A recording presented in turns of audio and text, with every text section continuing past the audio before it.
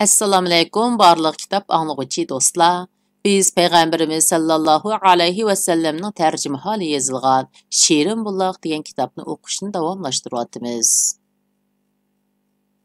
Aldın qismda Peygamberimizning Xaybarga qarab yo'lga chiqqanligi va yo'lda yuz bergan voqealarni o'qib o'tgan edik. Endi davomini o'qiymiz. Musulmonlar qo'shini Xaybar qal'alari bo'yida. Musulmonlar әтісі әттігенде urush boshlanadigan oxirgi kechini Xaybarga yaqin bir joyda o'tkazdi. Yahudilar buni sezmagan edi. Payg'ambar sallallohu alayhi va sallam biror qavmining qishliqiga kecha berib qolsa, tong atmoqcha tegish qilmaydi. Musulmonlar әтісі tong atgan hamon bomdod namozini burunroq o'qib shaharga qarab atlandi. Biror damdan keyin tong suzilib olam yo'rividi. Xaybar aholilari paltikatman, tag'ar zembillerini götürüşüp etiz eriqlariga chiqishdi. Vaholanki ular musulmonlarning besib kelganligidan qilcha xabar topmaganda qilatdi. Shunga ular musulmonlar qo'shinini ko'rib, Muhammad sallallohu alayhi vasallam keptu, özbray xudo, Muhammad qo'shin tortib keptu deyishib, aloqsizlik ilkida shaharga qarab qechishdi. Bu chaqda payg'ambar sallallohu alayhi vasallam Allohu akbar, Xaybar xarab bo'ldi. Biz biror qavmning mahallasiga tegish qilsak, oldin ogohlantirish berilganlarning deganligiga voy dedi. Payg'ambar sallallohu alayhi vasallam Xaybarga kirib, bir manzilni lashkari bargoh qilishga tanlagan edi. Ubab ibn Munzir roziyallohu anhu uning oldiga kelib, "Ey Rasululloh, bu Allah'ın o'rinlashtirishimi yoki jang tadbirimi?" deb so'radi. Payg'ambar sallallohu alayhi vasallam albatta jang tadbiri dedi. U, "Ey Rasululloh, bu joy dushmanning Natat qo'rg'oniga bek yaqin. Xaybar lashkari kuchlarining hammasi dal mushu qo'rg'onda. Biz bu yerga tushsak, ular bizning ahvolimizni osonla bilib oladi. Biz ularning ahvolini uqolmaymiz. Ularning atqan o'qi bizga naq tegidu, chunki ular qal'a ustidan atadi. Ammo bizning o'qimiz ularga naq tegishi natayin, chunki biz pastda turib atimiz. Uning ustiga ularning kechilab hujum qilib chiqishidan saqlanqil bo'lmaydi. Ham bu yerda xurmiliq orasiga joylashgan ekan. Strategiya jihatdan o'rni muvofiq emas. Sharoiti beab joy ekan. Mushu illatlardan xoliroq bir manzilga amr qilsang, ashu yerga bargoh qursak dedi. Payg'ambar sallallohu alayhi vasallam uning so'zini anglab, "To'g'ri taklif berding" dedi-de, qo'shinni boshqa bir joyga yo'tkab ketdi. Payg'ambar sallallohu alayhi vasallam Xaybarga yaqinlab ketilayotganda shahar qal'alari yiroqdan g'ilpal ko'rinibdi. U qo'shinga "To'xtanglar" dedi. Her qaysi qo'shin o'z o'rinlarida to'xtab edi. Payg'ambar sallallohu alayhi vasallam duoga qo'l ko'tarib, "Ey Alloh, yetti qat osmon va uningdagi shaylarning parvardigoridirsan. Yetti qat zamin va uning ustidagi shaylarning parvardigoridirsan. Shaytonlarning va ular tarafidan ozdirilganlarning parvardigoridirsan. Sendin bu yurtning yaxshiligini, yurt aholisining yaxshiligini va yurtdagi barliq shaylarning yaxshiligini tilaymiz. Sendin bu yurtning yomonligidan, yurt aholisining yomonligidan va yurtdagi jimi shaylarning yomonligidan panoh tilaymiz" dedi. Ondan Allohning nomi bilan olg'a besinglar dedi. Jang tayyorligi va Xaybar qal'alari. Әтісі әттеген tegish qilimiz degan kuni kechsigi payg'ambar sallallohu alayhi vasallam, "Men ata alamni shundoq bir kishiga tutqizimanki, u Allohni va Allohning payg'ambarini suydi. Alloh va Allohning payg'ambarimi uni suydi" dedi. Әтісі tong etishi bilan tang hamma kishi payg'ambar sallallohu alayhi vasallamning atrofida poy-petak bo'lishdi. Hamma odam u kishi bo'lishni orzu qiladi. Ushtumtut payg'ambar sallallohu alayhi vasallam Ali ibn Abu Talib qini deb so'rab qoldi. Kishilar uning ko'zi og'rib qopti deyishgaydi. Payg'ambar sallallohu alayhi vasallam uni tepib kelinglar dedi. Ali raziyallohu anhu kelibidi. Peygamber sallallahu alayhi ve sellem onun ko'ziga suflab qo'ydi ve onun uchun duo qildi. Bunun bilan onun ko'zi salamaza saqib ketdi. Andin Peygamber sallallahu alayhi ve sellem alamni onunga beribidi. U, "Ey Rasulullah, men ular bilan toki ular bizdek musulmon bo'lganga qadar urishman" dedi.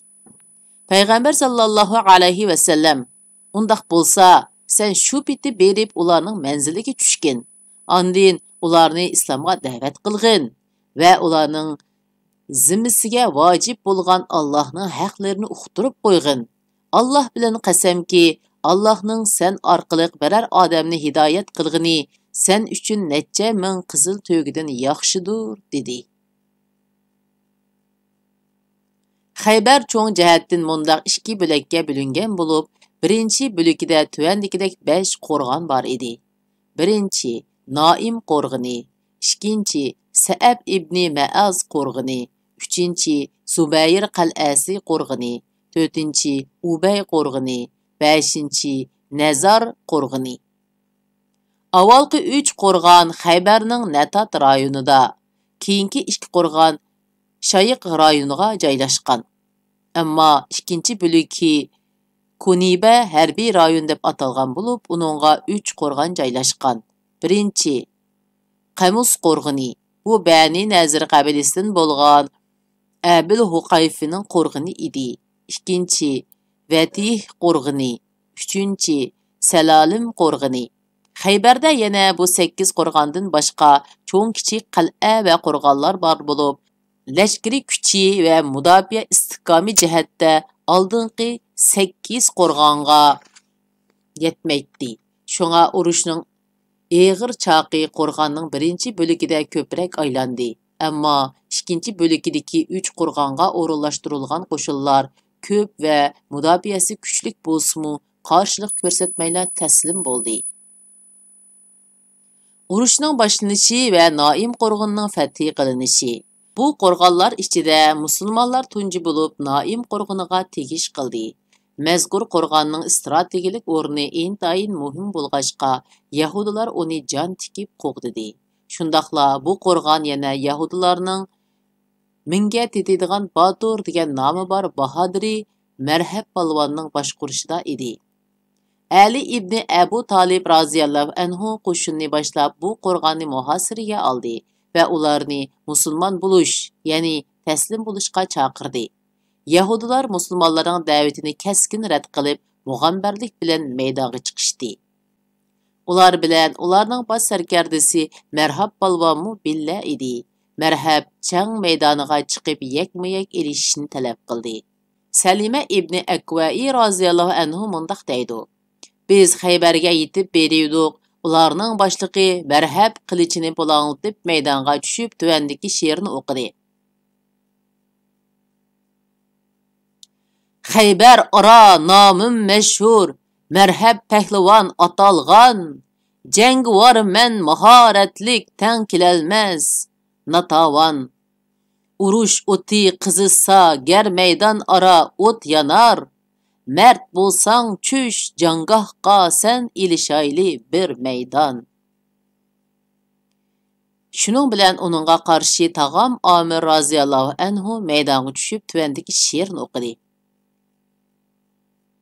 "Bilib qo'yg'in Xaybarlik, nomimiz Amir, siningdekka tayyorman yengishga qodir. O'g'il bo'lsang chush maydonga ey tuzkur mushrik, o'ldirarman yo o'larman shahid bo'lib oxir." İkisi bir ikkidan qilich urishdi. Ushtumtut Marhabning qilichi tag'am Amirning qalqiniga urildi. Amir raziyallohu anhu qalqonning tegidan Yahudining putiga urmoqchi bo'libdi. Uning qilichi Yahudining putiga tegmay, aylanib kelib o'z putining lepikiga sanjilib oxir shahid bo'ldi.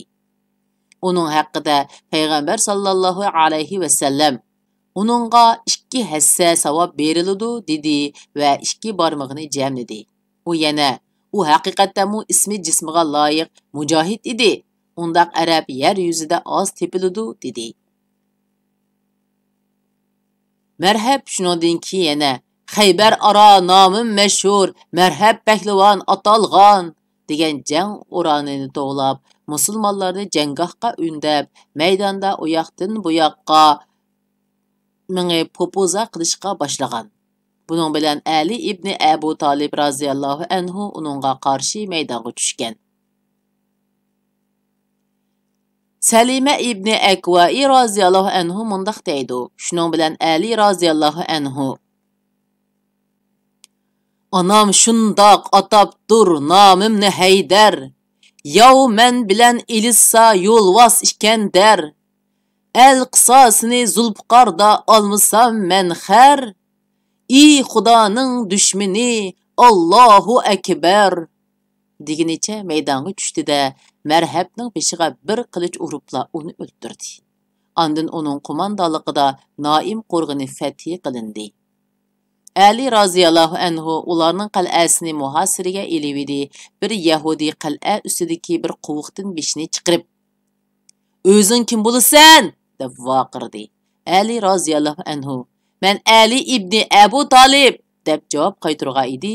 Iliqi Yahudi: "Musaga nozil qilingan Tavrat bilan qasamki, ustunlikni egallagudaksizlar" dedi.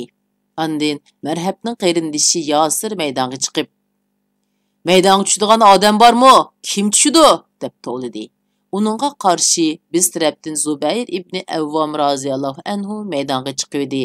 Zubayrning onasi Payg'ambar sallallohu alayhi va sallam ning hamochisi Safiya raziyallohu anha: "Ey Rasululloh, u o'g'limni o'ldirtarmi qandoq?" dedi. Rasululloh sallallohu alayhi va sallam uningga: "Yo'q, balki o'g'lingiz uni chuqum o'ldirdi" dedi. Rost degandek Zubayr raziyallohu anhu uni osonla bir taraf qilib etdi. Shundoq Naim qo'rg'ini atrofida ajoyib dahshat so'qishlar bo'ldiki, bu yerda Yahudilarning dongdor sarvos palvonlarining ko'p qismi yo'qotildi. Buning bilan ularning jangovarligi ojizlab, qarshiliklari sustlashdi. Hatto musulmonlarning hujumini to'sishga madori yetmaydigandek bo'lib qoldi. Tarixiy materiallardan qaraganda Naim qo'rg'ini atrofida urush bir qancha kun davomlashgan. Yahudilar qattiq qarshilik ko'rsatgan bo'lsa-mu, lekin musulmonlarning shiddatli hujumi oldida g'alaba qozonishdan umidsizlanib, asta-asta Saib qo'rg'iniga chekingan. Oqibat musulmonlar Naim qo'rg'iniga besib kirib, uni egallagan. Saib ibn Ma'az qo'rg'inining ishg'ol qilinishi. Saib ibn Ma'az qo'rg'ini Naim qo'rg'inidan qolsa lashkariy kuchi va mudofaa istiqomi jihatda ikkinchi o'rinda turadi. Musulmonlar bu qo'rg'onga Hubob ibn Munzir ansarining qo'mondonligida hujum qo'zg'adi. Musulmonlar ularni uda 3 kun qattiq muhosiraga elibmi, hech natijaga erishalmaganlikdan 3-kuni Payg'ambar sallallohu alayhi va sallam bu qo'rg'onning fath qilinishi uchun alaydan duo qildi. İbn İshaq rahimahullohning rivoyatida Aslam qabilasining Bani Sahmi aymiqi Payg'ambar sallallohu alayhi va sallamning oldiga kelib, "Ey Rasululloh, yerib charchudiq, qo'rsoqlarimiz ochdi, oziqlarimiz tugdi" degaydi. Payg'ambar sallallohu alayhi va sallam duoga qo'l ko'tarib, "Ey Alloh, sen bularning ahvolini bilgichidirsan. Beray desam menda yo'qligini bilasan. Şoňa bularga Yahudi qo'rg'onlari ichidagi boyligi mo'l, osh-ozuqlari ko'p bir qo'rg'onni fath qilib bergin" dedi. Deyilgandek, rost degandek Saib qo'rg'ini atisi attiganlik hujumdala fath qilindi. Xaybarda Saib qo'rg'inidek ozuq-tuliklari mo'l, yog' moylari ko'p qo'rg'on yo'q edi. Payg'ambar sallallohu alayhi va sallam duodan keyin musulmonlarni bu qo'rg'onni ilishga chaqiriq qilgan edi. Bani Aslam xalqi turshavul bo'lib mangdi. Qo'rg'on oldida yak-moyak ilishlar va qirchaplar avjiga chiqdi. Bu qo'rg'on oxir shu kuni kech kun petish oldida fath qilindi. Musulmonlar bu qo'rg'onda bir qancha dona manchanoq, to'p va dabbobalarni o'lja oldi. İbn İshaq rahimahulloh naql qilgan hadisda tilg'ilingan shu och zerillik tufayli qo'shin ichidan ayrim kishilar yerlik eshaklarni so'yib qozonga silib o't yaqqaydi.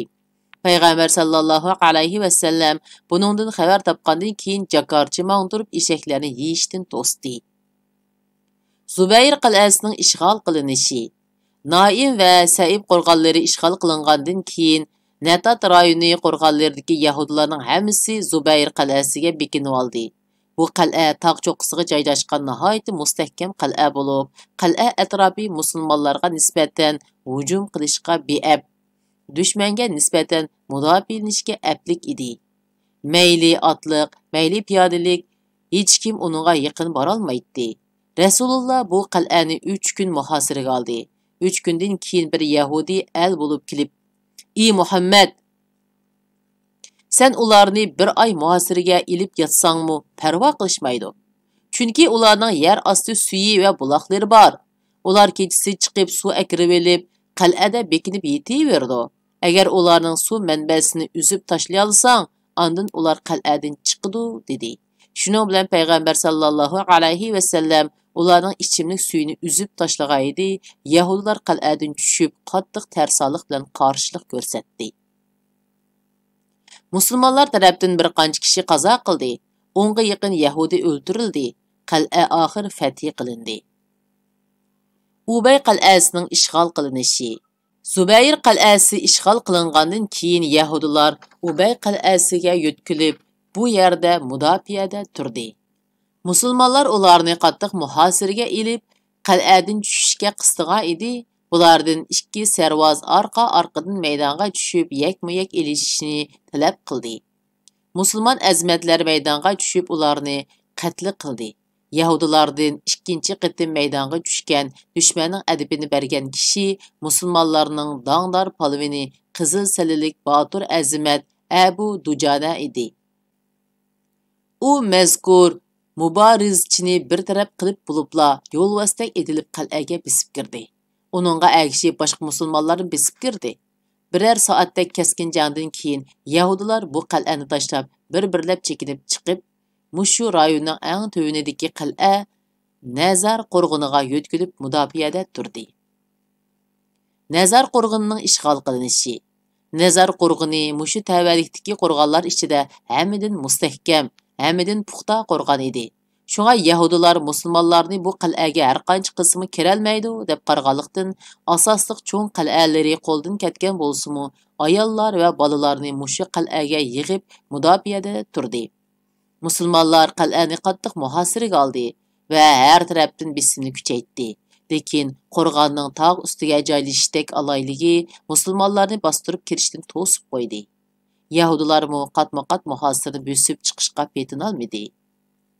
Musulmonlarni o'qqa tutib, tosh etib, qarshilik ko'rsatib turdi.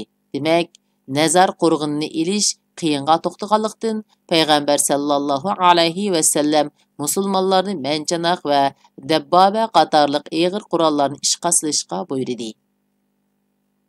Aytilishicha, musulmonlar bu aslahalar bilan dushman istiqomlarini to'pqa tutib, mazkur qo'rg'onning tam to'g'risidan cho'ng-kichik o'ra sungishlarni oshgan va shu yerdan bostirib kirib, qo'rg'on ichida keskin jang qilgan.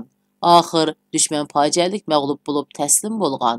Chunki ular oldingi urushlarda sepillardan xotin bolalarini agashtirib asta-asta chekinib qechiyotgan bo'lsa, bu qitimqi urushda qal'adan undoq oson qocholmagan. Qochqanlarmi xotin bolalarini musulmonlarga tashlab berib, jinini ilib qochgan. Mudofialanish sharoiti hammadan mustahkam bo'lgan bu qo'rg'onning ishg'ol qilinishi bilan Xaybar shahrining birinchi cho'ng bo'lagi butunlay musulmonlarning qo'liga o'tdi. Bu cho'ng bo'lak Natat va Shayq rayonini o'z ichiga oladi. Bu bo'lakda yana yuqorqi qo'rg'onlardan boshqa cho'ng-kichik bir qancha qo'rg'on va istihkomlar bor edi. Biroq Yahudilar eng mustahkam va eng bexatar bu qo'rg'onlarning qo'ldan ketishi bilan boshqa qo'rg'onlarni o'zidan bo'shatib berib, Xaybar shahri 2-chi bo'lak rayoniga qochib berib oldi. Xaybar shahri 2-chi bo'lak rayonining elinishi. Xaybarning 1-chi bo'lak, ya'ni Natat va Shayq rayoni ishg'ol qilinib bo'lgandan keyin payg'ambar sallallohu alayhi va sallam qo'shinni Xaybarning 2-chi bo'lak rayoni, ya'ni Katiba harbiy rayoni qo'rg'ini, Vatiha Say rayoni qo'rg'ini va Salolim Bali Nazirning qatisi Abil Huqayfining qo'rg'ini tarafga yo'tkidi. Bu yerga Natat va Shayq rayonlarida tekkisini yegan qochqun Yahudilarning hammasi yig'ilib, mustahkam bir mudofaa chambariki hosil qilgan edi. Tarixchilarning mazkur 3 qo'rg'onning qaysida urush bo'lganligi to'g'risidagi qarashi o'xshash emas. İbn İshaq rahimahullohning rivoyatidan qaraganda, Qamus qal'asini elish jarayonida urush bo'lganligi aniq. Rivoyatning mazmunidan qaraganda, bu qo'rg'onning faqat lashkariy kuch, ya'ni urush bilanla ishg'ol qilinganligi, siyosiy suhbat va bisim ishiltish qatorliq vositalarning kor qilmaganligi ma'lum bo'ladi. Ammo İmam Vaqidi rahimahulloh Xaybar 2-bilak rayonidagi 3 qal'aning hammasi faqat suhbat orqali siyosiy yo'l bilan ilingan deb aniq ko'rsatdi. Ehtimol Qamus qal'asi atrofida qisqagina urush va tirkishishlar bo'lgandan keyin andin kengash va siyosiy suhbat boshlangan bo'lishi mumkin. Ammo keyingi ikki qo'rg'on urushmay va qon to'kilmayla bir taraf qilingan bo'lishi mumkin. Xo'sh, qandaqli bo'lmasin, payg'ambar sallallohu alayhi va sallam qo'shinni bu taraf katibaga yo'tkab kelgandan keyin bu yerni qattiq muhosiraga oldi. Muhosira 14 kunga so'zildi. Yahudilar qo'rg'onlaridan chiqmay yetiverdi. Oxir payg'ambar sallallohu alayhi va sallam manchanoq tishlab tosh bo'ron qilmoqchi bo'luvdi. Ular o'zlarining butunlay halok bo'lib ketishiga jazm qilib, payg'ambar sallallohu alayhi va sallamga sulhi tuzish taklifini sundi. Yahudilarning oq bayroq chiqarganligi. Ish mushi yerga yetganda Ibn Abul Huqayq payg'ambar sallallohu alayhi va sallamga elchi avatib suhbatlashib, ko'rishish o'yining borlig'ini aytdi. Payg'ambar sallallohu alayhi va sallam buni ma'qul ko'rib, uning bilan uchrashdi. Uning bilan qo'rg'on ichidagi cho'ng-kichik barliq yahudilarning hayotining bexatarligiga kapolatlik qilish badiliga ular o'zlarining ustiga kiygan kiyimdan boshqa mol-mulk, yer-zamin, oltin, kumush, qo'y, kala qatorliq barliq narsalarni, hatto zibu-zinnat halqalargacha musulmonlarga qoldirib, bolachaqa, xotin-qizlarni elib Xaybardan chiqib ketishga kirishdi. Kelishimga imzo qo'yish oldida payg'ambar sallallohu alayhi va sallam Ibn Abil Huqayqaga: "Agar mendan har qanday bir narsani yushirsanglar, sizlardan Allohning va Rasulullohning sizlarga bergan ahdisi uziladi" deb ogohlantirdi. Ular shartlarning hammasiga ko'nib kelishimga imzo qo'ydi. Bu kelishimning imzolanishi bilan Xaybar qo'rg'onlarining egilik huquqi musulmonlarning qo'liga o'tdi. Demak, Xaybarni ishg'ol qilish g'alabalik tamomlandi. Abul Huqayqining kelishimiga xiloflik qilgan ikki o'g'lining o'limga buyurilganligi. Kelishim nomida kelishimga samimiy sodiq bo'lish yuqorida qattiq ta'kidlangan bo'lsa-mu, Abul Huqayqining ikki o'g'li nurg'un mol-mulkni yushirib oldi. Uning ichida Ubay ibn Axtabning Bani Nazir yahudilari Madinadan surgun qilinganda Xaybarga yo'tkab kelgan atvorliq zibu-zinnat oltin kumushlari bor edi. İbn İshaq rahimahullah mundaq deydi: Payg'ambar sallallohu alayhi va sallam Kenanatur Rabi'ini chaqirib, uningdan ashu xazning nada ekanligini so'rg'aydi. U xazinaning o'rnini bilmayman deb ching turib oldi. Yahudilardan bir odam: "Men Kenananing har kuni atigan mushu xarobilikni cho'rgilab yurganligini ko'rgan edim" deb guvohlik berdi. Shunga payg'ambar sallallohu alayhi va sallam Kenaniga: "Navoda ashu mallarni seningdan tepib olsak, kallangni olsam bo'lamdi" deb so'rg'aydi. Kenana: "Bo'ludi" deb javob berdi. Payg'ambar sallallohu alayhi va sallam xarobilikni qezishga buyurdi. Natijada u yerdan Bani Nazir mollarining bir bo'ligi tepildi. Ondan uningdan qolgan qismi so'ralgan edi. U aytib berishga unimidi. Shunga payg'ambar sallallohu alayhi va sallam uni Zubayr roziyallohu anhuga berib, "Uni adabligin. U yushirib qo'ygan narsani tepib olayli" dedi. Zubayr roziyallohu anhu uning ko'krigiga urib, uni o'ldirib qo'yg'ili tasliq qildi. Ondan uni payg'ambar sallallohu alayhi va sallam Muhammad ibn Maslama roziyallohu anhuga topshirib bergan edi. Muhammad ibn Maslama roziyallohu anhu uni qarindishi Mahmud ibn Maslama roziyallohu anhuning qisosi uchun o'ldirdi. Mahmud roziyallohu anhu Naim qo'rg'onining tuvida saydayotganda ustiga tosh tashlab o'ldirib etilgan edi. İbn Qayyim rahimahullah mundaq degan: Payg'ambar sallallohu alayhi va sallam Əbil Huqayqining 2 o'g'liga o'lim jazosi berdi. Chunki ularning ahdiga xiyonat qilganligini Kanonaning bir navrat tuqini, ya'ni uning tog'isining o'g'li iqror qilgan edi. Payg'ambar sallallohu alayhi va sallam yana Huyay ibn Axtabning qizi Safiyani o'lja oldi.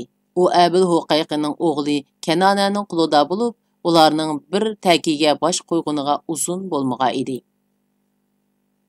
Xaybar g'animatlarining taqsim qilinganligi.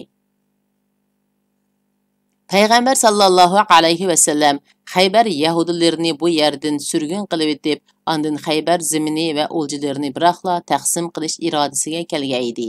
Biroq yahudilar bizni mushu ziminda qoldirsang, biz uni terib, tikib gullandirsak, dehqonchilik ishlarini biz obdan bilamiz deb yolvorib turib oldi. Amaliyotda Payg'ambar sallallohu alayhi va sallamning va sahaba kiramlarning u yerlarni terib, tikib, boshqurib beradigan mulozim chakorlar yo'q edi. Ularning o'zlari bu ishlarga eshinolmaydi.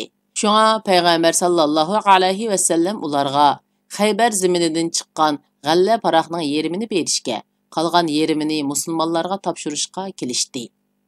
Ular Payg'ambar sallallohu alayhi va sallamning xohlagan muddatgacha turishga ma'qul bo'ldi. Abdullah ibn Ravaha roziyallohu anhu ularga Xaybar ziminlarini taxmini baholab bekitib berishga mas'ul bo'ldi. Xaybar zimini 36 bo'lakka bo'lindi. Har bir bo'lak 100 ulush husulluq etizga ayrıldı. Natijada Xaybar jami 3600 ulushluq husul etizi qilib bekitildi. Madina tarafga 1800 ulush husul qoldi. Payg'ambar sallallohu alayhi va sallam avam musulmonlar qatorida bir kishilik nesiva oldi. Chunki Xaybar g'animatlari 1800 ulush qilib taqsim qilingan edi. Mundaq bo'lishi bu g'animatlar Alloh taolaning Hudaybiya urushiga qatnashgan mujohid musulmonlarga iltifot qilgan hadiyasi bo'lib, ulardan bu qitimqi jangga qatnashgan yoki qatnashmaganlari bo'lsin, hammasiga nesiba tegishi kerak edi. Hudaybiya mujohidlari 1400 kishi bo'lib, 200 otliq mujohid bor edi. Shunga har bir otga 2 ulush, egisiga 1 ulush bo'lib, har bir otliq jami 3 ulush nesiba oldi. Qolganlar 1 ulushni nesiba oldi. Xaybar g'animatlarining mo'lliqini shundan bilib olg'ili bo'ladi-ki, Imom Buxoriy rahimahulloh Ibn Umar roziyallohu anhumadan naql qilgan hadisda biz Xaybarni olgandan keyin ondan osh tomoqqa tuyungan edik deyilgan. Ya'ni Oysha roziyallohu anha Xaybar qo'lga kelivdi, amdi xurmaga tuydigan bo'ldik dedik degan. Nimali bo'lmasin, Payg'ambar sallallohu alayhi va sallam Xaybardan qaytib kelgandan keyin muhojirlar, ansarlar ularga o'tinib bergan xurmalik va bog' varallarni ansarlarga qaytirib berdi. Chunki amdi muhojirlar yer ziminlik bo'lib qolgan edi. Jafar ibn Abu Talib roziyallohu anhu va Ash'arilarning qaytib kelganligi. Bu urushning g'animatlarini taqsim qilish harpisida Payg'ambar sallallohu alayhi va sallamning tog'isi Abu Talibning o'g'li Jafar roziyallohu anhu va uning hamrohlari Habashistondan qaytib keldi. Uning bilan billa Abu Musa roziyallohu anhu va uning boshqa Ash'ari hamrohlari bor edi.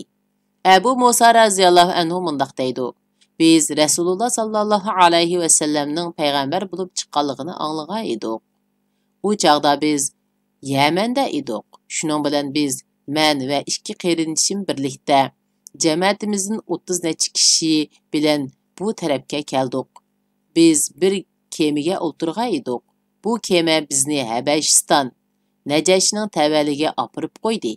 U yerda biz Jafar va uning hamrohlari bilan uchrashdik. U bizga Rasululloh bizni mushu yerda turishga avatdi. Shunga sizlarmi biz bilan billa turinglar dedi. Shuning bilan biz ashular bilan bir muddat turib qilib, keyin kelgan edik. Biz Rasululloh sallallohu alayhi va sallamning dal Xaybarni ilishga yo'lga chiqib ketgan vaqtiga ulgurib ketdik. Uning keyindan Xaybarga borsak, u Xaybarni ilib bo'lgan ekan. U bizga bir ulush g'animat bo'lib berdi. Ammo bizdan boshqa Xaybar fatisiga qatnashmagan bir odamga hech narsa bermadi. Shunda qilib Cəfər raziyallahu anhu və onun həmrahları yetib kelividi. Peyğəmbər sallallahu alayhi və səlləm onun aldığa yugurub berib onun bilan qucaqlaşıb görüşdü və onu suyub getdi. O mundaq dedi: Allah bilan qasamki, nimaga xushal bo'lishimni bilmay qilyapman. Xaybarning ilinganligimi yoki Cəfərning saq-salamat qaytib kelganligimi? Ular Peyğəmbər sallallahu alayhi və səlləmning Amr ibn Umayya Zamari raziyallahu anhudan muhacirlarni qaytarib kelish to'g'riliq Najoshiga yo'llagan maktubi yetib borgandan keyin yo'lga chiqqan edi. Najoshi ularni 2 kema bilan yo'lga soldi. U yerdagi muhacirlar jami 16 kishi bo'lib, bola chaqlarini birga ilib kelgan edi. Ulardan boshqa muhacirlar xeyli burunla birdan 2dan bo'lib Madinaga qaytib kelishgan edi. Shunda qilib kitap o'qishimiz mushakich bo'ldi. Davomini kelay qatim o'qiymiz. Xayr xo'sh, Allohga omonat. Assalomu alaykum, to'g'ridagi barliq kitap anglag'uvchi do'stlar. Biz Payg'ambarimiz sallallohu alayhi va sallamning tarjimahoni yozilgan Shirin buloq degan kitobni o'qishni davomlashtiramiz. Oldin qismda Xaybarning ilinganligi va musulmonlar sonining zo'rayganliklarini o'qib o'tgan edik. Endi davomini o'qiymiz. Payg'ambar sallallohu alayhi va sallamning Safiya roziyallohu anhaga uylanganligi. Biz yuqorida Safiyaning eri Kanonaga kelishimga xiyonat qilganligi uchun o'lim jazosi berilib, Safiyaning asir ilinganligini tilga olgan edik. Asirlar bir yerga jam qilinib, taqsim qilinish oldida turib Dihya ibn Xulayfatul Kabi raziyallohu anhu kelib, "Ey Rasululloh, menga asirlardan bir cho'ra ayol qul iltifot qilsang" dedi. Payg'ambar sallallohu alayhi va sallam uningga "Borg'in, o'zing xalab birini ilib ket" degaydi. U beribla Safiyani tanlab ilib mangdi.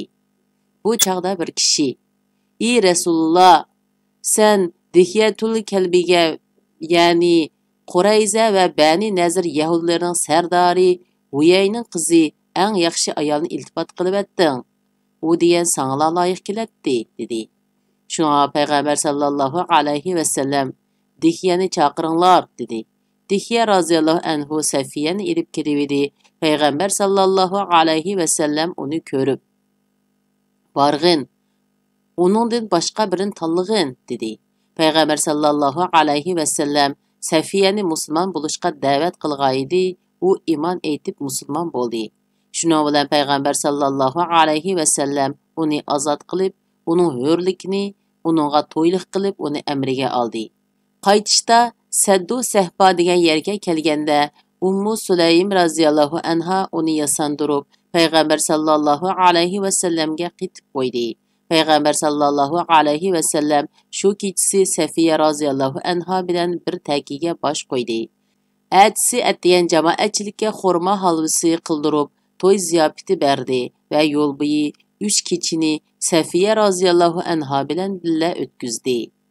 Payg'ambar sallallohu alayhi va sallam Safiya roziyallohu anhaning chiroyidan tayoq zarbisidan paydo bo'lgan ko'kni ko'rib, "U nima ishq?" deb so'ragaydi. Safiya roziyallohu anha: "Ey Rasululloh, sizlar bizga hujum qilish harpisida bir tush ko'rgan edim. Tushimda osmondagi oy o'rnidan qo'zg'alib kelib, men bilan bir takiga bosh qo'ygudek. Alloh bilan qasamki, men tushimda ko'rgan oyning sen bo'lib qilishingni hargiz o'ylamagan edim. Men u tushimni erim Kanonaga aytib berdim. U Madinada bosh ko'targan ashu podshohni orzu qilib shundoq tush ko'ribsan deb meni urg'an edi" dedi. Zaharlangan qo'yning kashilisi. Payg'ambar sallallohu alayhi va sallam Xaybarni ishg'ol qilib, lashkariy harakatlarni xotirjam yurgan kunlarning birida Salom ibn Mushkamning ayoli Zaynab Harisning qizi bir qo'yni zahar bilan pishirib hadiya deb ko'tarib keldi. U xuddi Payg'ambar sallallohu alayhi va sallamning qo'y siniga amroq ishkanligini uqib, shu yerga zaharni ko'proq silib va boshqa yerlarni zaharlab ilib kelgan edi. Go'sh Payg'ambar sallallohu alayhi va sallamning oldida qo'yilib edi. U sonni ajirtib, eg'izga bir tishlam silib, ozroq chaynab tukurvatdi. va bu ustixon menga o'zining zaharlanganligidan xabar berdi, dedi. Anda Zeynepni chaqirib so'roq qilgan edi, u gunohini e'tirof qildi. Payg'ambar sallallohu alayhi va sallam, "Nima uchun bunday qilding?" degan edi. U, "Agar u podshoh bo'lsa o'lidi, aram topimiz. Navoda haqiqiy payg'ambar bo'lsa, ta'sir qilmaydi. Uningga agishimiz" deb qilgan deb turib oldi. Shunga payg'ambar sallallohu alayhi va sallam uning gunohidan o'tdi. Payg'ambar sallallohu alayhi va sallam bilan billahiliqi go'shtini yeganlar ichida Barroi ibn Ma'rurning o'g'li Bishri roziyallohu anhu bor edi. U bir tishlam yutib salganligi uchun o'lib ketdi. Bu xotinga o'lim jazosi berilganligi yoki kechirim qilinganligi haqida rivoyatlar o'xshash emas. Shunga tarixshunoslar payg'ambar sallallohu alayhi va sallam avval o'zi kechirim qilgan edi. Bishri o'lib ketgandan keyin qisos uchun u ayolni o'ldirdi degan fikrga kelishdi. Xaybar jangida ikki tarafdan o'lganlarning soni to'g'risida. Xaybar urushida musulmonlarning qazo qilganlarning umum soni 16 kishiga yetdi.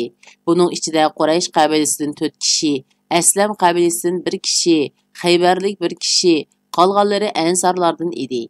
Yana bir rivoyatda musulmonlarning qazo qilganlarning umum soni 18 deyiladi. Alloma Mansur Furi rahimahulloh 19 odam deydi.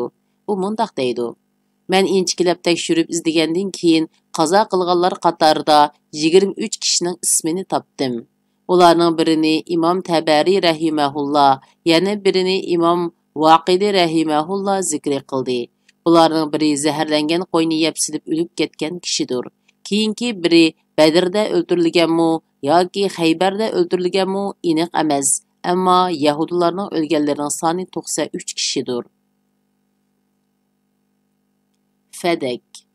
Payg'ambar sallallohu alayhi va sallam Xaybarga yetib beribla Mahisi ibn Mas'ud raziyallohu anhu ni Fadak yahudilarini islomga da'vat qilishga oldin ma'ng'uzatgan edi. Yahudilar da'vatni qabul qilmay yoki javob qaytarmay vaqtni suraverdi. Alloh taolo Xaybarni musulmonlarga iltifot qilibdi. Ularning dillariga qo'rqinish tushib, payg'ambar sallallohu alayhi va sallamga elchi avatib, Xaybarliklarga o'xshashla Fadak g'alla pariqining yerimini topshirganligini aytdi.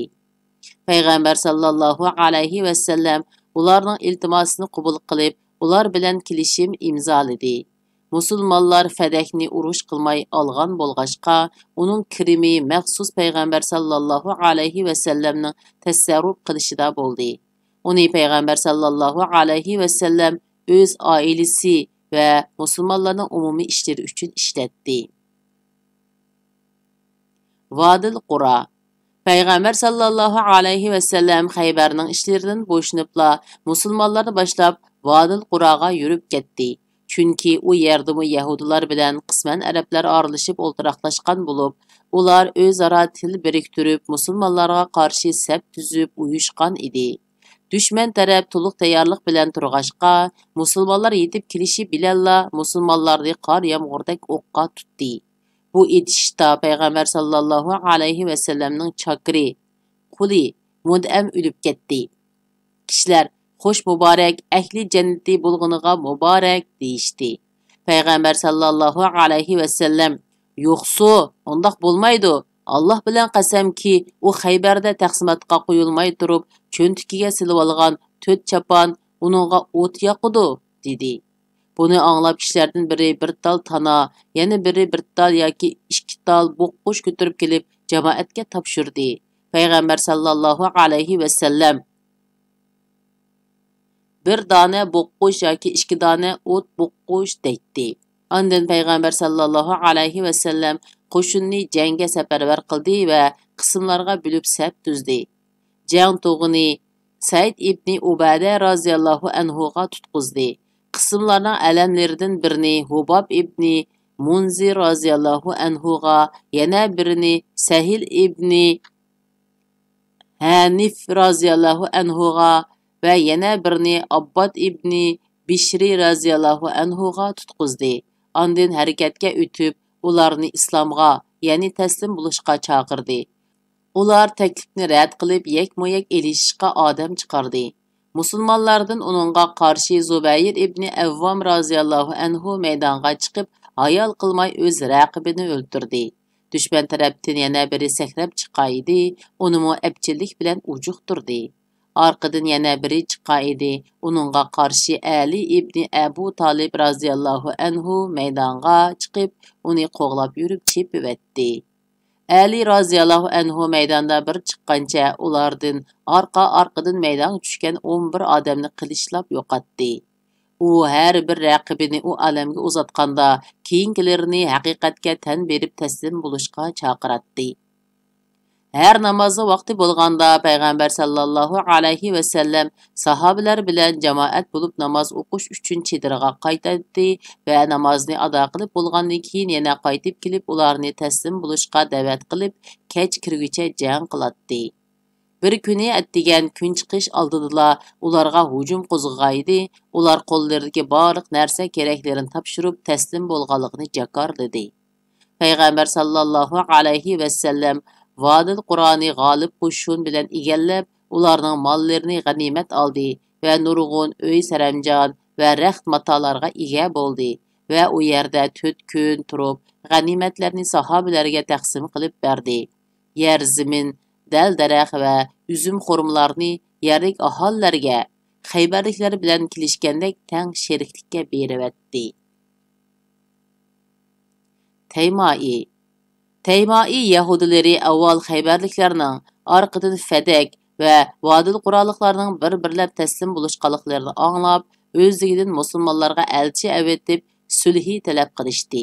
Payg'ambar sallallohu alayhi va sallam ularning iltimosini qabul ko'rib, ularning mol-mulk, yurt mahallasiga tegish qilmadi va ularga tuvandagidek amonlik maktubi yezib berdi. Xatni Xolid ibn Said roziyallohu anhu yozdi. U Allohning elchisi Muhammadning Bani Adiya xalqiga yezib bergan kütük nomisidir. Bani Adiya xalqi musulmonlarning himoyasida bo'ladi. Ular musulmonlarga boj topshiradi. Ular ahdiga vafo qilsalar izzat hurmati daxliga uchirmaydi. Yurt makonlaridan qo'g'lab chiqarilmaydi.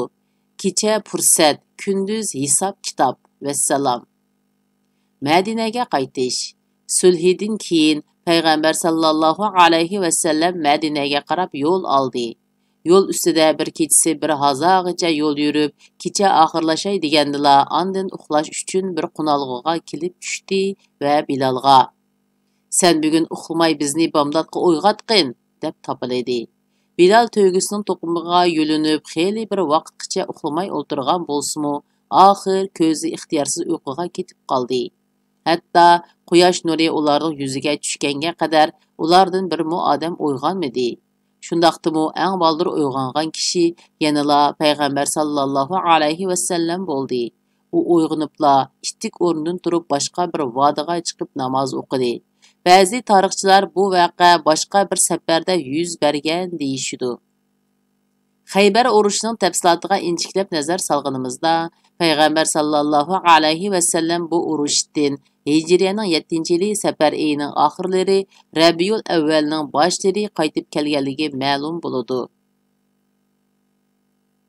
Abbon ibn Said qo'shini Badaviy arablar bo'lonchilik va qaroqchilik qilish uchun musulmonlarning behudlashishini kutib Madina atrofida paylab yurayotgan bir paytda payg'ambar sallallohu alayhi va sallam harom oylari o'tib ketgandan keyin yanala beparvolik qilib Madinani lashkariy kuchdan xoli qo'yish hargiz oqinalik bo'lmaydiganligini har qanday bir harbiy mutaxassisdan obdaroq bilatdi.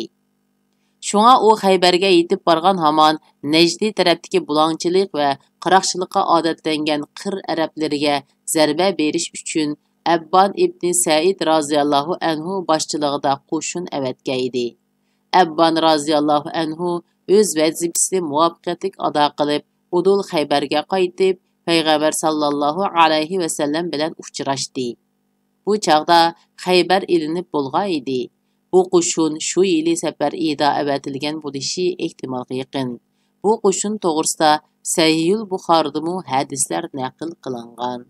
Hijriyaning 7-yili yuz bergan janglar va avatilgan qo'shinlar.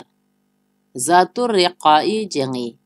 Peygamber sallallahu aleyhi ve sellem düşman 3 birleşme kanıtıdın en küçlük ve en cahil 2 çoğun kanat, yani Quraysh müşrikleri ve Hayberni baza qilgan Yahudi mekkarlarini dal tüküz yemirib tashlagandan keyin 3-chi sol qanat düşmanning, yani Necdi tüzlengide çepip yürüp fursat tapsıla qaraqchilik, bulangchilik ve o'g'rilik bilan shug'ullanayotgan qara qursaq badavilarning adibini berishga otlandi. Bu badavilar ma'lum bir kentda yoki bir shaharda o'ltiraqlashmagan, yoki ma'lum bir tavalligi bo'lmagan hamda ma'lum bir siyosiy kuch ularni idora qilmagan va yoki biror qal'a yoki sepilli makon tutib shu joydan chiqib harakat qilmagan bo'lg'ashqa, ularga zarba berish va ularning harakatini tizginlash makkaliklar va haybarliklarni tizginlashga qaraganda ko'p qiyinga to'xtaydi. Buning uchun faqat Iroqdan to'r silib yaqindan qarg'a elish tadbirini qo'llangandila, ondan qisman maqsadga yetishning asla ehtimoli tug'iladi. Şuna Peygamber sallallahu aleyhi ve sellem bularga qarata birde arqanni uzun qo'yib etish, yana birde hujum qilib adibin berish taktikasini qo'llandi. Kuch ko'rsatib hayva qilib qo'yish uchunmi yoki ashu qaraqchilarning Madinaga hujum qilish uchun to'plashib olganlik xavri anglanganligi uchunmi? Har holda Peygamber sallallahu aleyhi ve sellem ularga qarata bir qitimliq jazo yurishi qildi. Bu harakat tarixda Zattur Riaqi urushi deb atiladi. Tarixchilarning ko'p qismi bu urush Hijriyaning 4-yili yuz bergan deydi. Lekin Abu Musa Ash'ari va Abu Hurayra roziyallohu anhumalarning bu urushga qatnashganligi mazkur urushning Haybar urushidan keyin ilib berilganligini ko'rsatadi. Bu urushning Hijriyaning 7-yili Rabiul Avvalda ilib berilganligi ehtimolga yaqin. Urush haqidagi rivoyatlarning xulosasi shuki, Payg'ambar sallallohu alayhi va sallam G'atfan qabilasidan Anmar, ya'ni Sualaba va Bani Muhariba oymoqlarining o'zaro til biriktirib, Madinaga tama ko'zni tikayotganligini anglab, musulmonlardan 400 yoki 700 kishini tashkil etdi va Madinada Abu Zar roziyallohu anhuni, ya'ni bir aytilishicha Osman ibn Affan roziyallohu anhuni qoldirib, ular tarafga atlandi. Peygamber sallallahu aleyhi ve sellem ciddi yol yürüp ularning diyoriga ishkirilab kirdi. Hatta Madine'den 2 kunlik Iroqdagi Naxli deb atilgan bir joyga yetib bordi va u yerda G'atfonliklardan bir to'p kishilar bilan uchrashdi. Ammo arada urush bo'lmay, ular bilan kelishim tuzildi. Shundaqdimi Peygamber sallallahu aleyhi ve sellem shu kunlik namozni Salatul Havf, yani harbiy holat namozi tariqasida o'qidi. Sahih Buxorida Abu Musa Ash'ari roziyallohu anhudan rivoyat qilingan bir hadisda mundaq deyiladi. Biz Rasululloh sallallohu alayhi va sallam bilan Zatur Riqai urushiga chiqqan edik. Bu urushda faqat 6 kishiga bir to'yga to'g'ri kelgan edi. Biz navbat almishib minatdik. Shundaqdimi putlarimiz qapirib, tapallarimiz teshilib ketdi. Jumladan mening putum teshilib, go'shtlarim ichilib qoldi. Hatta tırnaqlarim tushib ketdi. Hammaylam putlariga lata puta tingvolgan edi. Shunga bu urush lata tingiq urushi deb ataldi. Mushu haqda yana Jabir roziyallohu anhudan rivoyat qilingan hadisda mundaq deyiladi. Zatur Riqai urushida biz Rasululloh sallallohu alayhi va sallam bilan billa edik. Safar davomida dam olishga to'g'ri kelsa, soyasi yaxshiroq daraxtni uchratsak, Rasululloh sallallohu alayhi va sallamga qoldirib, biz boshqa soya yoki dam olish o'rni izlab tarab ketdik. Bir kuni Rasululloh sallallohu alayhi va sallam bir tüp daraxt duviga tushib, qilichini ashu daraxtga esib qo'yib aram olishga boshladi. Biz mu atrofda tarab uxlab qoldik. Shu asnoda bir mushrik kelib, Rasululloh sallallohu alayhi va sallamning qilichini qo'liga oldi-da, shart qilib qilichni qindan sug'urib, Rasululloh sallallohu alayhi va sallamga tanglabdi va "Mendan qo'rqmamsan?" debdi.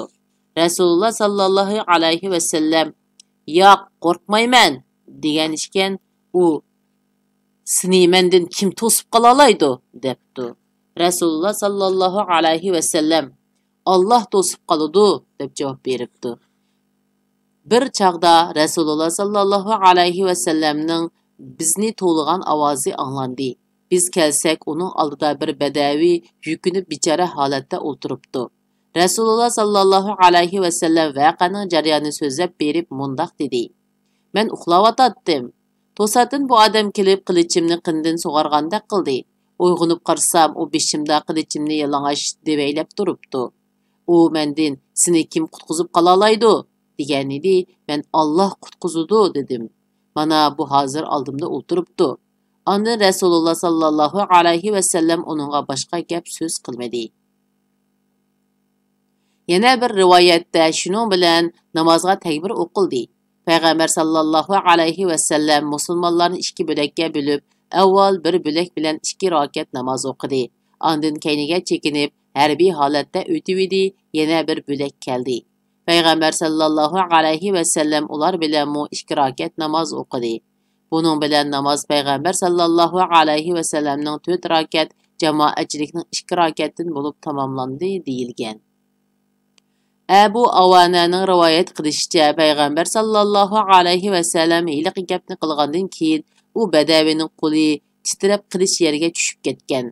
Payg'ambar sallallohu alayhi va sallam qilichni qo'liga ilib, "Amdi seni mendan kim to'sib qola oladi?" deganda, u "Menga yaxshilik qilsang" deb yalvorgan. Payg'ambar sallallohu alayhi va sallam "Shahodat aytib musulmon bo'lamsan?" degan badavi. "Men sana qarshi urush qilmaslikqa va urush qilganlarga hamqon bo'lmaslikqa ahd bersam" deb yalvorib turib olgan. Shuning bilan Payg'ambar sallallohu alayhi va sallam uni o'z yo'liga qo'yib etgan. U o'z xalqining oldiga berib, "Men eng yaxshi odamning huzuridan keldim" deb Payg'ambar sallallohu alayhi va sallamning yaxshi ta'rifini qilgan. Imom Buxoriy rahimahulloh Musaddadtin uning abi Avanadin, uning abi Bashridin naql qilgan hadisda aytilishicha, u badavining ismi G'avras ibn Haris ekan. Ibn Hijri mushu qissida bu odamning ismi Du'sur idi, u musulmon bo'lgan degan. Lekin uning gapidan qaraganda bu ikkisi ikki ishda qiladi. To'g'risini Alloh taolo bilguchidir. Musulmonlar mushu urushdan qaytish yo'lida mushriklar tarafdan bir ayolni asirga olib qaytgan edi. Uning eri qasam ichib, Muhammadning sallallohu alayhi va sallamning odamlarning qinini to'kmaydigan bo'lsam deganni o'ziga nazar qilib kechilab kelib musulmonlarni marab mukunib yotdi. Payg'ambar sallallohu alayhi va sallam musulmonlarni 2 kishini gözətçilikka qo'yib, dushmanning ushtumtut avorchilik tug'dirishidan mudofialangan edi. Күзәтчілер Abbad ibn Bishri ve Ammar ibn Yasir raziyallahu anhumalar bulup, Ammar raziyallahu anhu uxlavatatdi. Abbad raziyallahu anhu namaz o'qivatatdi. Hiliqi kishi Abbad raziyallahu anhuga qaratib o'q uzdi. Abbad raziyallahu anhu namazini buzmay, u atqan o'qni tinidan sug'urib etib namazini davomlashtirib. Hiliq odam orqa-orqadan 3 tal o'q uzdi. U oxiri salom berib namazini tugatdi-da Ammar raziyallahu anhuni uyg'otdi. Ammar raziyallahu anhu ahvolni o'qib uningga "Subhanalloh, nimishqa meni uyg'otmaysan?" dedi. Abbad: "Men bir surani boshlagan edim. Uni oxirlashtirmay turib, namozdan qaytishni ravo ko'rmadim" dedi. Shundoq bu urushning ashu nodon qaroqchi badavilarning dillariga vahima silib, ularni hayva bilan jimiq turishda nihoyat zo'r ahamiyati bo'ldi. Alayli Mushu urushdan keyingi lashkariy harakatlarning tafsilotiga nazar soladigan bo'lsak, G'atfonlik mazkur qabillarning shuningdan e'tiboran g'ayriy harakatda bo'lmaganligini, balki tadrijiy bosh egib el bo'lib, oxir musulmon bo'lganligini, hatto texi ashu qabillarning bir qanchasi payg'ambar sallallohu alayhi va sallam bilan billa Makkani ishg'ol qilish jangiga qatnashganligini va Hunayn jang maydonlarida to'kpa yaratib o'lja g'animatlarga erishganligini va ularning yurtlariga musaddiq, sadiqa yiquvchi amaldorlar, oshir, zakot yiquvchilar avatilib, ular mansub bo'lgan jamiyatning islom shariatining qayta nizomi bo'yicha idora qilinganligini ko'ramiz. Mana shundoq qilib Ahzob dushman birlashma qo'shini urushi mezgilida musulmonlarning ko'z oldida devaylab turgan dushmanning 3 cho'ng qanotining uchilisi sundirish ish bir-birlab nihoyat g'albalik tamomlandi. Olam tinchib, muqimlik va tinchlik hukm surdi. Shuningdan keyin musulmonlar ba'zi qabila va aymoqlar ayrim joylarda paydo qilgan g'ayriy hodisa va yuchuqlarni hech qancha kuchmayla etibatdi. Bu urushdan keyin har qaysi ellarga va atrofdagi mamlakatlarga tegish qilish uchun lashkariy hozirlik ko'rishga puxta asos soldi. Chunki davlat ichki sharoiti islom dinining va musulmonlarning manfaatiga foydali tarafga qarab yuzlangan edi. Payg'ambar sallallohu alayhi va sallam bu urushdan qaytib kelib, shu yili Shavvol oyiga qadar Madinada muqim turib, bir qancha qo'shinni tashkillab, zarur bo'lgan joylarga avatdi.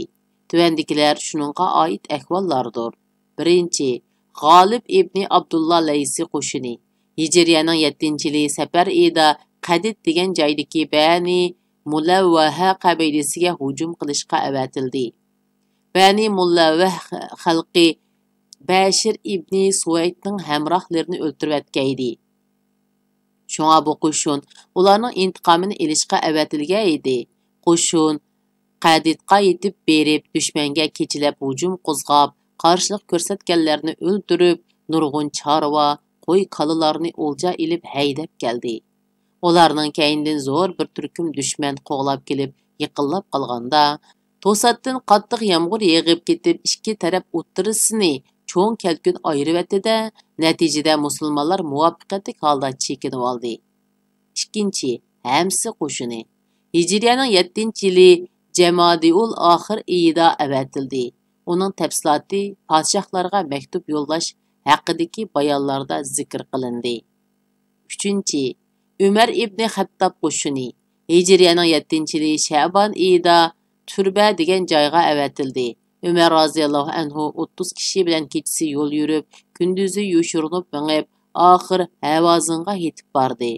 Havazin aholisi ahvoldan allburun xabar topgan bo'lib, Umar roziyallohu anhu yetib borganda yurt mahallalarni tashlab qechib ketgan edi. Shunga Umar roziyallohu anhu ularning manziliga yetib berib, birmu odam uchirtolmay Madinaga qaytib keldi. 4-chi, Bishri ibn Sa'ad Ansari qo'shini. Bishri ibn Sa'ad Ansari Hijriyaning 7-yili Sha'bon oyida Fadak tavalligidagi Bani Murra aymoqiga tegish qilish uchun 30 dak odam bilan avatildi. U manziliga yetib berib, dushmanning nurg'un mol chorularini haydab mangdi. Kech kirganda dushman qo'g'lab kelib, ularni o'q tutdi. Ikki taraf qattiq elishdi. Oxir Bishri roziyallohu anhu va uning hamrohlarini o'qi tugab ketganlikdan Bishri roziyallohu anhudan boshqa hammasi qazo qildi. Faqat Bishri roziyallohu anhu la hayot qolgan bo'lib, tezlikda Fadakka o'zini ilib oldi va jarohati saqlaganga qadar shu yerda bir yahudining uyida turib, keyin qaytib keldi. 5-chi, G'olib ibn Abdullah Laysi qo'shini. G'olib ibn Abdullah Laysi Hijriyaning 7-yili Ramazon oyida Mayfiye degan joydagi Bani Avval va Bani Sualaba qabillalariga ikkinchi bir so'zda Juhfiyining Harqat degan yeriga tegish qilish uchun 130 odam bilan avatildi. G'olib qo'shin nishonga yetib berib, dushmanga uchtumda hujum qo'zg'ab, uchirg'anlar dushmanni o'ldirib, kala, qo'y qatorliq nurg'un chorvalarni g'animat ilib haydab keldi. Mushu qitimqi harakatda Usama ibn Zaid roziyallohu anhu dushman tarafdan Nahi ibn Mirdasni uning La ilaha illalloh deb turg'uniga qaramay o'ldirib qo'ygan edi. Payg'ambar sallallohu alayhi va sallam buningdan xabar tepib, uning ko'krigini yerib, so'zning rost yolg'onligini aniqlab boqqanmiding deb ochiqlandi. 6-chi, Abdullah ibn Ravaha qo'shini. Abdullah ibn Ravaha shu yili Shavvol oyida 30 otliqlar bilan Xaybarga avatildi. Sababi Asir yoki Bashir ibn Razim degan kishi G'atfonliklarni Ostiridan kuch kiritib, musulmonlarga qarshi to'plaganligi ma'lum bo'lgan edi. qo'shin Xaybarga yetib berib, Bashirga payg'ambar sallallohu alayhi va sallam seni Xaybarga vali qilib tayinlishi mumkin deb huquq tamasiga silib, uning odamlaridan 30 kishi bilan uni Xaybarga elib chiqdi. Ular Qarqaru Tunnayar degan yerga kelganda, Bashir taraf gumonlanib qolganlikdan musulmonlar Bashir va uning hamrohlarini o'ldirdi. 7. Bashir ibn Said Ansari qo'shini. Bashir ibn Said Ansari Hijriyaning 7-yili Shavvol oyida Yumni va Jubar G'atfonliklarning yana bir so'zda Pazara va O'zra qabillarning ziminiga Madinaga hujum qilish uchun to'plangan bir to'p qiraqchilarning adabini berish uchun 30 kishi bilan avatildi. Ular kunduzi yushirinib, kechasi yo'l yurib, nishonga yaqinlab borganda, ularning harakati sezilib qolganlikdan qiraqchilar badar tishkibatdi. Bashir nurg'un mol chorvalarni o'lja ilib, 2 odamni asir ilib qaytib keldi. Bu 2 asir payg'ambar sallallohu alayhi va sallamning oldiga kelgandan keyin musulmon bo'ldi. 8. Abi Hadrail Aslami qo'shini. Bu qo'shin shu yili ma'lum bir oyda G'oba degan joyga avatildi.